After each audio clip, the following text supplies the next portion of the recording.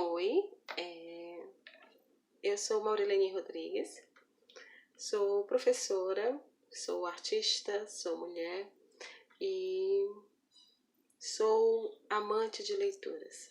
Amo ler livros desde a minha tenra infância, para a gente poder utilizar alguns verbetes, né, que a gente aprende.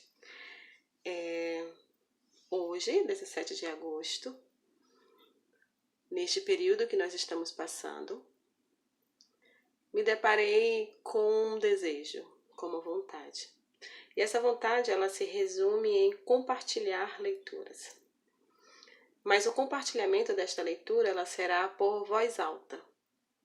Acredito que neste processo de ler livros, fazer esta leitura em voz alta, várias outras pessoas possam ler e possam ter até acesso a esse tipo de leituras. Esse tipo de leitura que eu me refiro são leituras acadêmicas, são leituras científicas, são leituras que estão dentro de uma academia, dentro de uma universidade.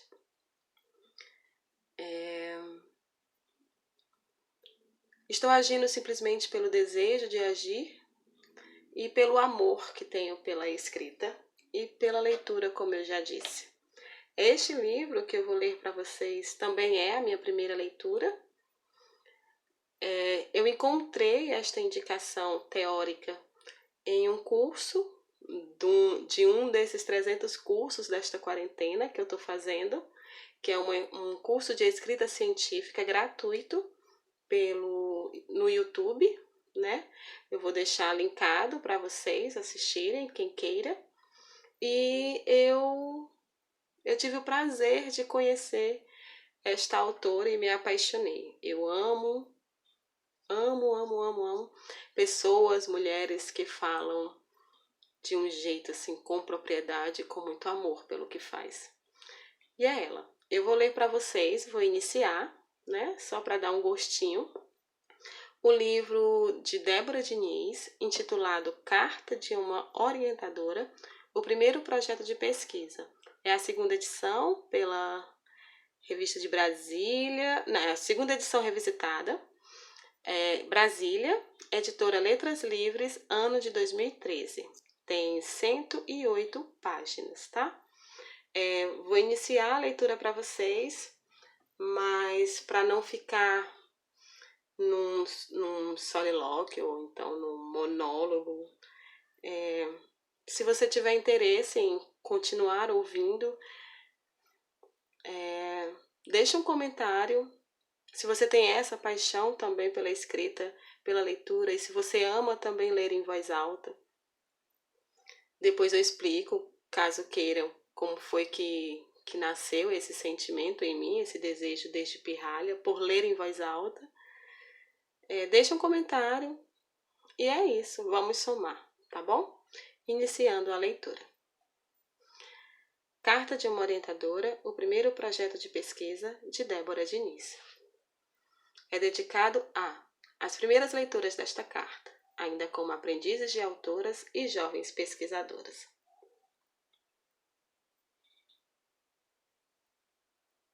Uma carta. Por uma coerência textual, a minha existência, escrevo no feminino. A referência a orientandas, a orientadoras, professoras e autoras não significa que esta carta não tenha destinatários homens ou que os autores não sejam referências confiáveis à pesquisa. Ao contrário, exatamente porque o lugar dos homens está tão bem assegurado na pesquisa acadêmica, é que arrisquei a transgressão de escrever esta carta no feminino universal. Não se sinta obrigada a seguir essa regra. Acolherei as escolhas de gênero que fizer no seu texto. Só tenho um pedido. Não use sinais gráficos inexistentes no idioma, tais como X ou arroba, para representar os limites de gênero. Se o masculino universal e neutro também a incomoda, escolha uma subversão dentro da norma. Uma carta. Iniciando. Minha iniciação ao curioso posto de orientadora de ideias se deu após uma longa experiência como estudante. Um dia me descobri orientanda e logo em seguida autora de uma monografia de graduação. Imagino que a leitura desta carta seja uma estudante de graduação que se prepara para escrever sua monografia de final de curso, nota de rodapé. É possível que pesquisadoras em outros estágios da carreira acadêmica, especialização, mestrado ou doutorado, se identifiquem com esta carta, mas escrevo para uma estudante de graduação. Considero que a singularidade da primeira experiência me autoriza a escrever obviedades sobre o encontro de orientação, o que seria um risco caso me dirigisse às pesquisadoras mais experientes. Voltando.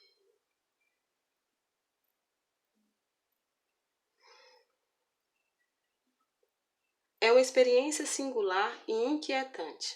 A estudante se descobrirá autora de um texto acadêmico. Ao me converter em orientadora, passei a ouvir as inquietações de minhas estudantes sobre essa experiência, e elas eram muito parecidas com a minha própria história. Passei a registrar os questionamentos de cada uma delas e, devagar, respondia a eles por escrito em formato de mensagens. Muito lentamente, a carta foi se desenhando sob a forma de repetidas respostas às dúvidas. As mensagens passaram a ser lidas por minhas orientandas e pelas orientandas de minhas colegas, também orientadoras. Foi aí que tive a certeza de que o sentimento de angústia era compartilhado por todas aquelas que se descobriam repentinamente autoras de um texto acadêmico. E, curiosamente, a carta acalmava os espíritos inquietos mais do que minha voz ao pé do ouvido. Esta carta é resultado de uma troca de ideias, dos comentários aos questionamentos que ouvi das jovens pesquisadoras com quem tive o prazer de trabalhar durante muitos anos. Ela antecipa as principais perguntas que muitas orientadoras já responderam às suas orientandas nessa etapa da carreira acadêmica. As orientandas devo à escrita permanente. Foram elas que me mostraram que precisaria ser contado para que alguém se descobrisse como autora de uma monografia de graduação. Por isso, este é um texto concreto, que busca guiar o encontro intelectual entre duas pessoas, a orientadora e a orientanda, ou, como prefiro nos descrever, a leitora-ouvidora e a aprendiz de escritora. Há muitos e bons livros de metodologia disponíveis, mas esta carta não concorre com eles. Não escreverei sobre como fazer uma pesquisa, mas sobre como se preparar para a fascinante experiência da criação e da autoria acadêmicas. Por que uma carta? Porque orientar é comunicar-se por histórias, saberes e experiências. Orientar é ler atentamente e ouvir delicadamente. Entre a atenção e a delicadeza, descobri que a carta me permitiria dar as boas-vindas às jovens pesquisadoras sem pressioná-las mais do que o jogo das regras e dos prazos já exigiria. Sim, haverá um jogo em curso quando esta carta for lida pela primeira vez. Em 2 semestres, a estudante se descobrirá autora. Em 2 semestres, revigorará sua formação acadêmica. Explorará as inquietações, acenderá suas preferências textuais e rapidamente desenvolverá uma voz de autora. Não importa que venha a ser uma voz tímida, e eu, particularmente, gosto de autoras tímidas. Elas são cautelosas e guardam a pulsão subversiva para um futuro em que não mais precisarão de uma orientadora. Talvez a experiência autoral não se estenda no tempo, o que não é nenhum demérito. Esta carta é para quem deseja escrever o único texto da vida, a monografia de graduação, ou para quem busca o ofício de escritora acadêmica e terá na monografia sua primeira experiência. Por isso, já me permito esquecer a impessoalidade do discurso e passo a escrever diretamente para aquela a quem a carta se endereça. A você, jovem pesquisadora e aprendiz de escritora. Texto público. Você será autora de uma monografia de graduação. Ela será eterna. Não se esqueça dessa sentença. Se já escreve poemas, cartas ou mensagens de amor, blogs ou panfletos políticos, esse é um bom começo para desinibir as mãos e chacoalhar seu filtro afetivo que só reconhece Clarice Lispector ou Virginia Woolf como autoras. Pratique a escrita como quem exercita o corpo. As ideias precisam de músculos soltos para fluírem como nossas. Acredite que esse é um jogo que a transformará e você aprenderá consigo mesma. Eu serei sua parceira, por isso permita-me apresentar a você por meio desta carta, um gênero narrativo que combina fatos, emoções e segredos. A carta é uma narrativa íntima, mas neste caso também impessoal.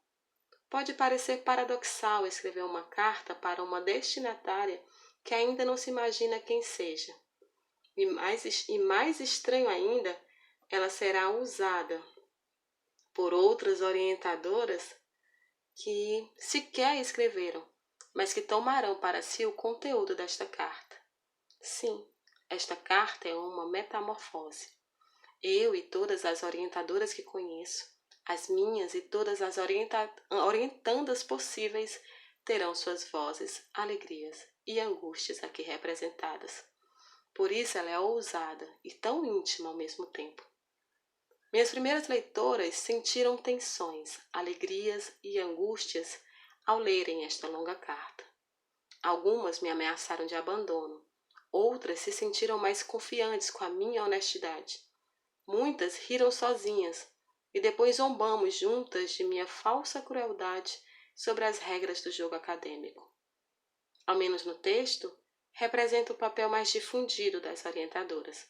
Alguém que não entende atrasos, não gosta de preguiça e rompe relações se a orientanda se mostra uma miserável copista das ideias de outras autoras. Um segredo. Não fuja, nem me leve tão a sério na carta.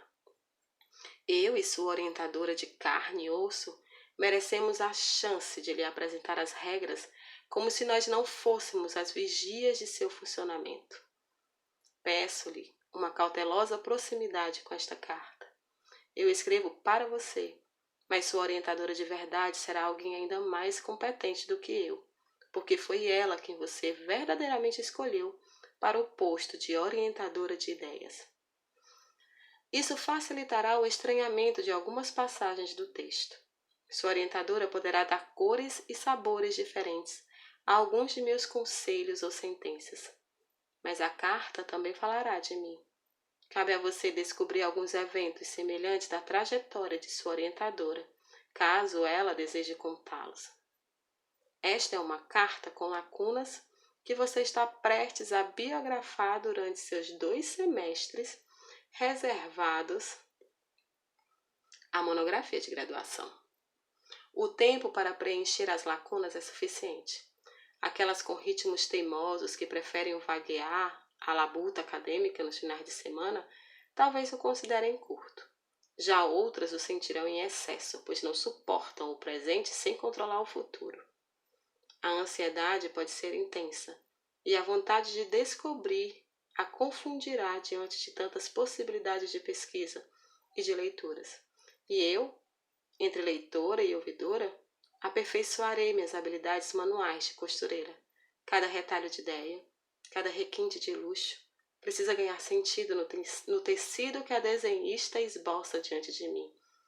São tantas regras sobre como cortar o tecido, como escolher cores, tendências, modelos e movimentos, que já houve momentos em que me senti distante da leitora ouvidora e mais próxima das irmãs escutadeiras.